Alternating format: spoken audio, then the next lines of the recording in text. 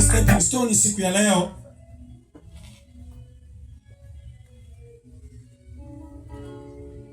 somo letu la asubuhi ya leo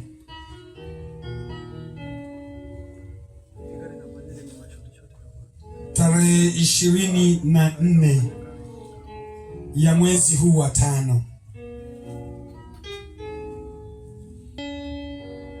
Nitakufundisha thawabu ya utiifu katika Mungu, lakini na hasara ya kutokumtii Mungu. Thawabu ya utiifu katika Mungu, lakini hasara. Kuna thawabu na hasara, kuna faida na nini na hasara. Ili nadhani unalifahamu. Katika biashara unaweza ukanunua mzigo wako ukapata hasara, unaweza ukanunua mzigo wako ukapata faida. Sasa nataka nikufundishe katika Stepping Stone hii unielewe, ni kwa sababu somo hili limekuja, tumekuwa wadhembe.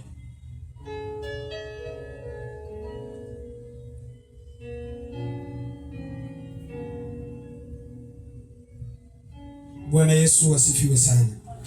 Tupo mahali hapa kwenye madhabahu ya washindi, liko kusudi la Mungu analikusudia kwenye maisha yetu.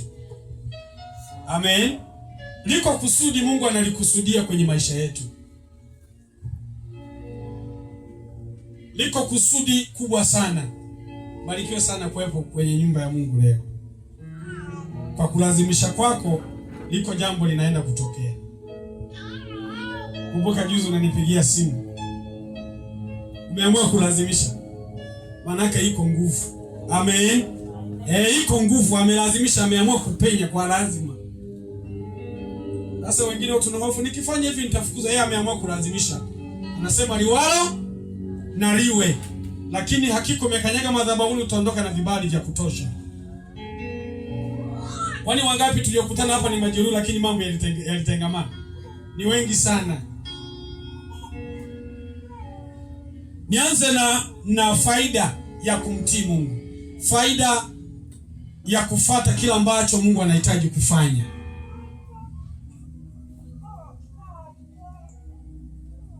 Mambo ya Walawi sura 26, tuanze na mstari wa kwanza. Mambo ya Walawi sura ile ya 26 na mstari ule wa kwanza hadi, tutasoma kwa kurukaruka sana. Nianze na faida ya kuwepo madhabahuni. Faida ya kuwepo madhabahuni. Madhabahuni iko neema kubwa sana. Kwa wale wanaotambua neema ya madhabahuni hapa, hawezi kuiacha. Kwa wale wanaotambua nguvu ya madhabahuni hapa, hawezi akafanya michezo. Kwa wale wanaotambua thawabu ya hii madhabahu, wanatambua faida walioipata. Yaani wangekuwepo wale ambao sasa wanatendewa hapa, wangesema unajua kuna vitu vinafanyika, mtu anataka ni swala la kawaida. Haleluya. Lakini wangekanyaga wale walioko sasa mbari, wangekwambia hakika Mungu yupo. Yawezekana wewe unafanya michezo, hujaona hata kaishara fulani kwa sababu hujajiconnect. Nikiwemo mimi, ukiwemo wewe, yawezekana hujaiona faida. Siku na mtu mmoja ananipata vizuri. Hujaiona faida ni kwa sababu bado hujaridhia. Bado unachunguza. Lakini wapo watu wametendewa, wameiona faida ya madhabahuni. Tusomee mtumishi wa Mungu. Inasemaje hiyo Mambo ya Walawi?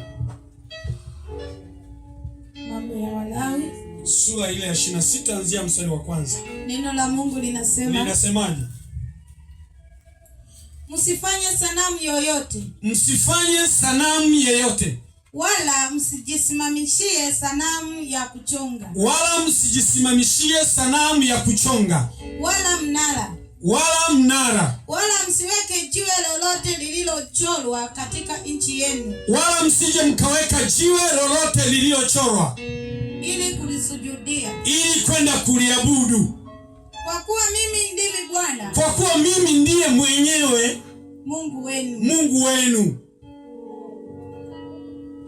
Bwana Yesu asifiwe sana. Amen. Sijui unanipata vizuri, nataka niende polepole.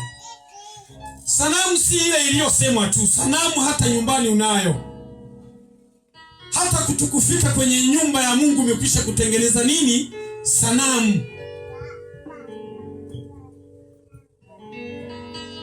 Kuna mtu mmoja ananipata hapa kwamba unapoamua kuahirisha ibada ukaamua kufanya kazi zako, tayari umetengeneza nini? Sanamu, ila kwa kutokujua.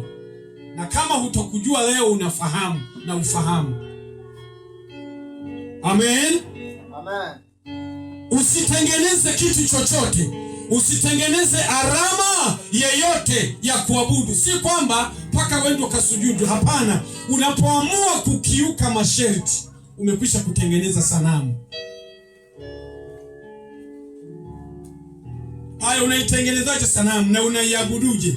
Kwa sababu umekwisha kukiuka. Umetengeneza kisanamu.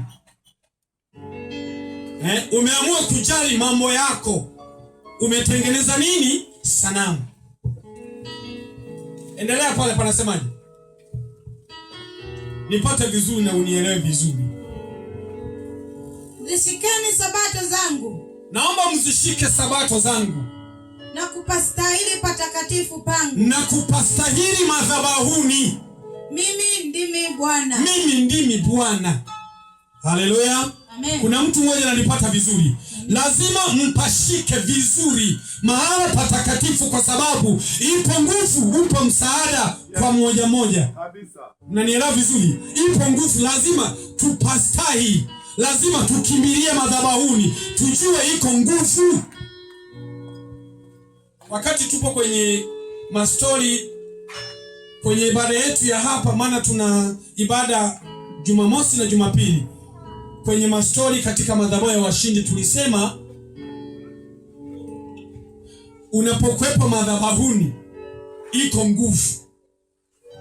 Mganga wa kienyeji hawezi kuanzia jenga jumba kabla ya madhabahu. Na nielewa vizuri, lazima atengeneze vile tulisemaje kwa Kilongo bigabilo. Lazima atengeneze bigabilo. Kwa Kijita mnasemaje mama? Vile vya wanaabudu wazee. Unao ulitoka kwa zamani hata ushakupotea.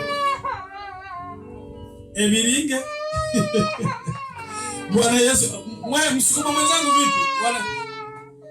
Tukitana mandovi. Masamba. Numba jabatari hani. Maki. Masamba. Hamasamba.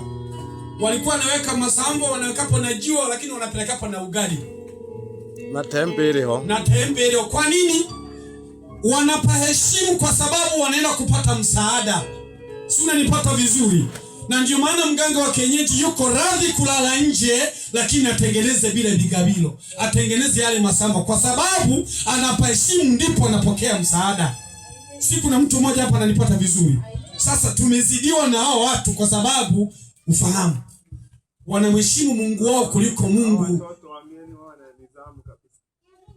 Si kuna mtu mmoja ananipata vizuri? Kwa sababu anapaheshimu, iko nguvu anayoiona, iko nguvu anayoipata, ndio maana anapaheshimu. Hawezi mtu kupachezea.